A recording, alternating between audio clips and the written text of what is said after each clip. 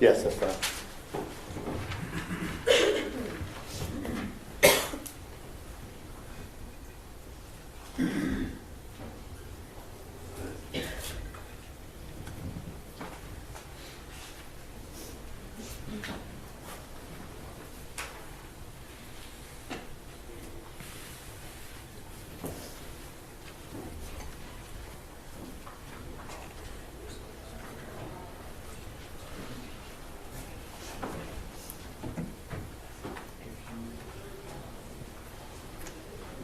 Would you raise your right hand? You solemnly swear or affirm the testimony given in this cause to be the truth, whole truth, and nothing but the truth, self to God. Yes, I do. Have a seat, please, ma'am. Mr. Gill. Good afternoon. Good afternoon. Would you tell the jury your name, please? I'm Donna Dean. Donna, are you Aaron's mother? Yes, I am. And would you tell the jury what your immediate family consists of, please? My husband and I have been married for 46 years, and we have 6 children. The oldest is a daughter, and then 4 sons and a younger daughter. 2 sons are married, and we have 4 grandchildren. Would you tell us the names of your children starting from oldest to youngest? Ashley, Aaron, Andrew, Austin, Adam, Alyssa. And are several of the kids here today? Yes, they are. And could you tell us your husband's name? Larry. Is he here today also? He is, yes. And have you all been present here for most of the trial? Yes, we have been here for all of it. So all the kids' names begin with A? Yes, sir. That probably didn't happen by accident, did it? No, the first 2 were kind of like, we like those names, and then after that, we just said, hey, this is the pattern, we'll just keep it up. Have they ever been referred to as the A team? 6 A's usually, that's what they're referred to. So, where is Aaron in the chronology of children? He's the second born. So he has an older sister, Ashley, and then it goes Aaron. Is that correct? Yes, sir. So, how old is Aaron today? Aaron is 38. And was Aaron and the rest of your kids, were they all raised here in the Dallas-Fort Worth area? Yes, yes. And primarily where? In Arlington. Was Aaron born in Arlington? Yes, Pretty much lived in Arlington his entire life? yes. Where did the kids go to school? We homeschooled our children all the way through high school. So you were the school mom for 6 kids? Yes, sir. So were you a stay-at-home mom then? Yes. I was formerly a nurse, but I stayed home with my children once they were born. Was that about the time the kids started getting to school age, you decided to stay home? Yeah, a little bit earlier, but yeah. Okay. So what kind of work did Larry do? For a number of years, he was self-employed with a computer business. His primary clients are small businesses. He's their IT person. He's done some other things after the economy crashed in 08 and 09. It took down several of our clients. And he did some private security work, and he still maintains some clients he's had for years. So he's mostly retired, but still has a few good clients he takes Yes. care of? Mm-hmm. So what did the homeschooling consist of? With homeschooling here in Texas, the parents are responsible for everything from curriculum selection, planning, how to implement the curriculum, daily scheduling, evaluating students, and bringing them to completion, or if somebody wants to enter their children into a classroom. But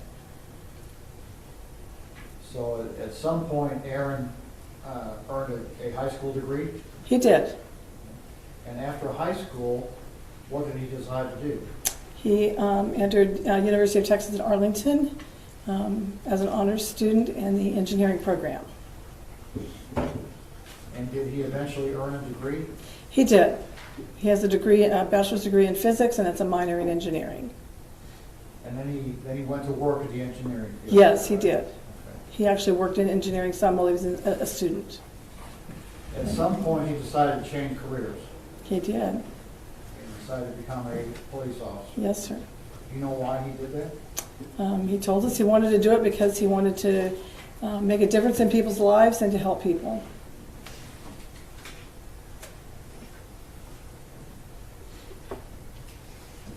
So how did the kids treat each other growing up? Really, they all got along pretty well. There's some normal sibling rivalry, but there was a lot of love and compassion. And Aaron liked to dote on the younger sister, who's 10 years younger. When she was about 2 or so, he liked to put her down for her afternoon nap, and he'd go, see, if I put her down, I'd let her pick 1 or 2 of her stuffed animals or something, but Aaron would let her pick a whole selection of them and bring them to bed. So what's that younger sister's name? Alyssa. And she's here with us? Yes, she that is. right? So, what kind of guy is Aaron? He's smart. He's a hard worker. He definitely wants to help people, and he's very faithful in carrying out his responsibilities. He's very industrious, often, and has a lot of ingenuity.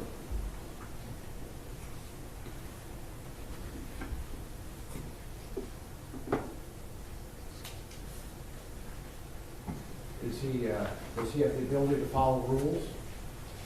Yes, sir. He was a good rule follower. Has he been doing that his entire life?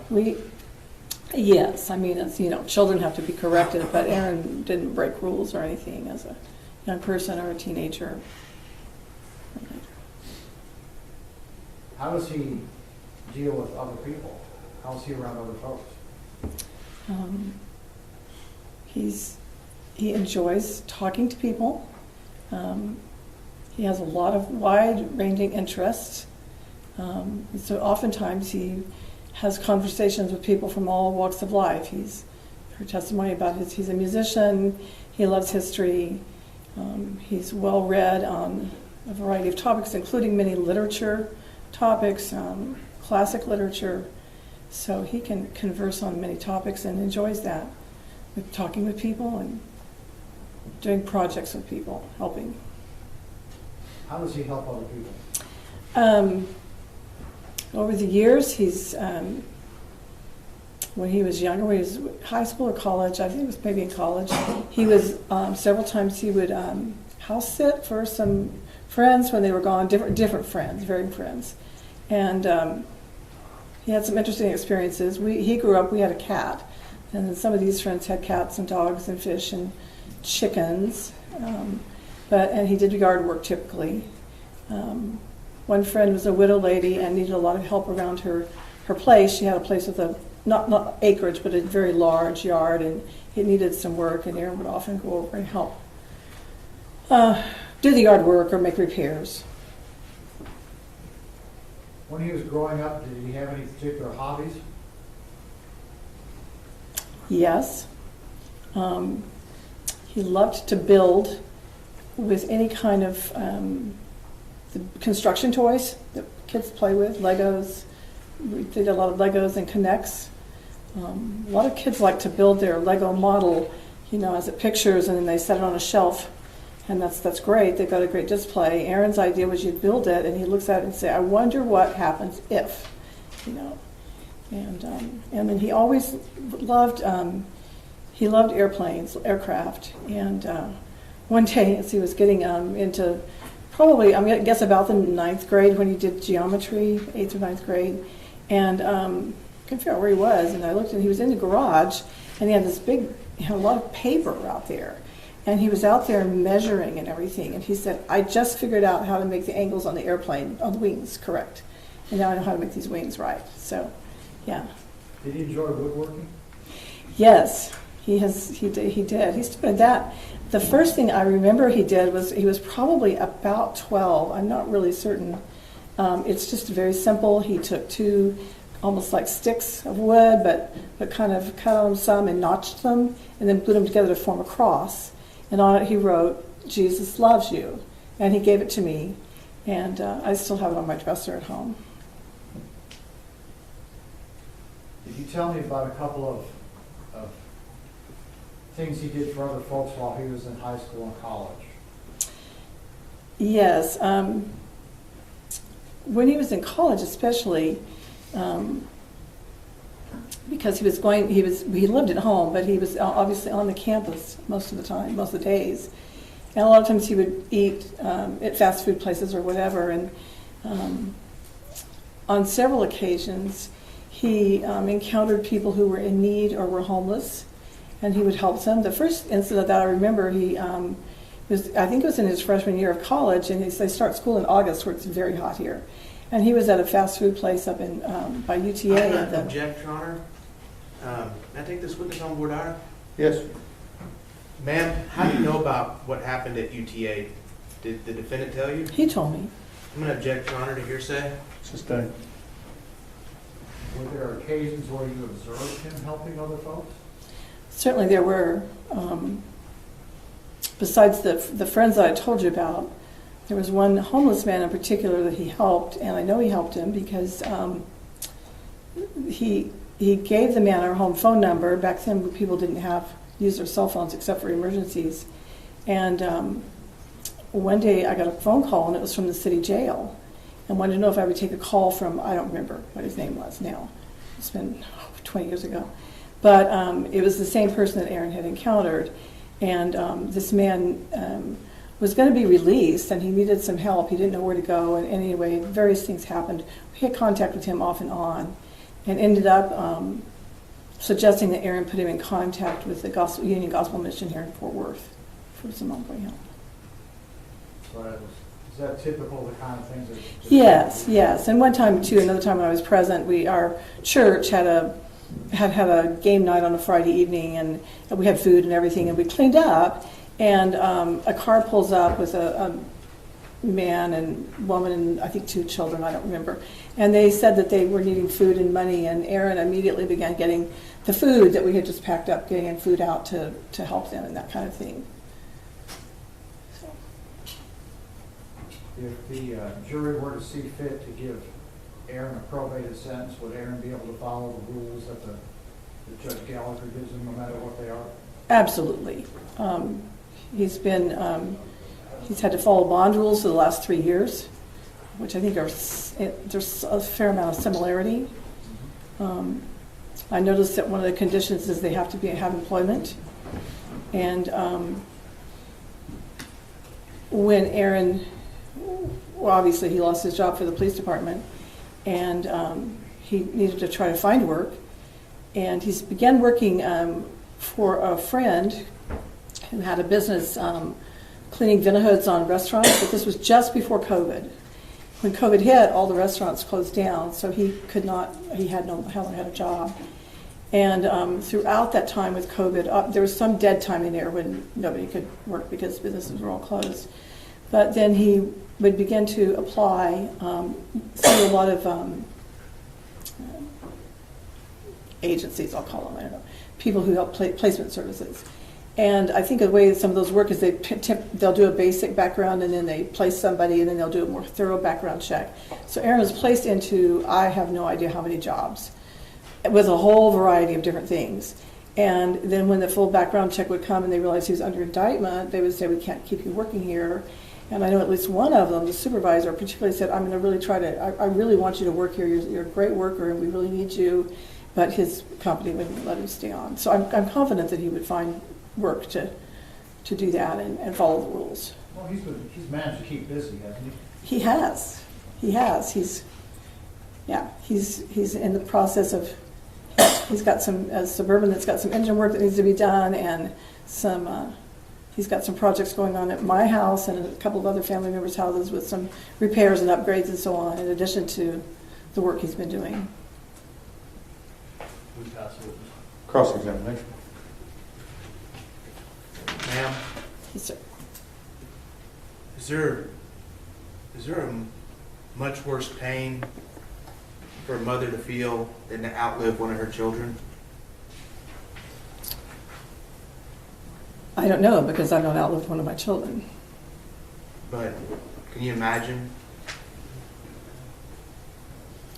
Obviously, what happened in this situation was a very tragic thing. No, ma'am. But isn't that one of the greatest pains that a mother can feel is to outlive one of her children? Certainly. And how many brothers and sisters does the defendant have? Yes, 2 sisters and 3 brothers. 2 sisters and 3 brothers. And ever since October 2019, those 2 sisters and those 3 brothers have been able to hug the defendant whenever they wanted. Isn't that correct? Correct. And you've been able to hug the defendant whenever you wanted. Isn't that correct? Correct. And his father's been able to hug the defendant whenever he wanted. Isn't that correct? Correct. And you know, you've been sitting here for 2 weeks, right? Yes, sir. And you know that there's a lot of people here who, after October 12, 2019, had a very important person in their life that they'll never be able to talk to again. Isn't that correct? Correct. We'll pass the witness. Read the record. Ms. Dean, you were here yesterday in the courthouse, is that right? Yes, sir. And you were here when the jury reached its verdict, Yes, sir. and then we recessed for the evening? Mm-hmm. And then did you walk from the courthouse to a car that was parked somewhere downtown? I'm going to object, Your Honor, to this line of questioning that we approach. No, I'm gonna let him go. Yes, my husband went to pick up the car and picked me up. Okay. Did he pick you up down here next to the courthouse? Yes. Were there other members of the family present? Yes. And was there an incident that occurred out by the street? There were a lot of people yelling Yelling at who? at my family. What kind of things were they yelling at you? I'm going to object, Your Honor, to hearsay. Sustain. Were the things they were yelling at you true? No. Were they accusations? Yes. What were they? I'm going to object, Your Honor, again to hearsay. Sustain. Judge, we're not offering it because it's true, we're offering it because it was said.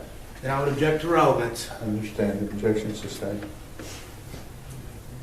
Was it a tense situation? Yes. Were those people being kind to you? No. Did you feel safe? Only because there were a lot of sheriff's deputies around. Was it a very bad situation? Yes. Are you concerned about it going forward? Yes. We pass the witness. Mr. Smith? You've seen Tatiana Jefferson's siblings in this courtroom, haven't you? Yes. It wasn't the Tatiana siblings, these people outside yelling at you, was it? I don't really know who it was. Are you saying it was them? In the There were a second row? lot of people out there hollering. I have no idea who those people were. So you think it could have been them yelling at you? And Judge, I don't for the know. record, we're not saying it was. We understand. Pass the witness. Mr. Gill? Nothing further, Judge. May Ms. Dean be excused subject to any potential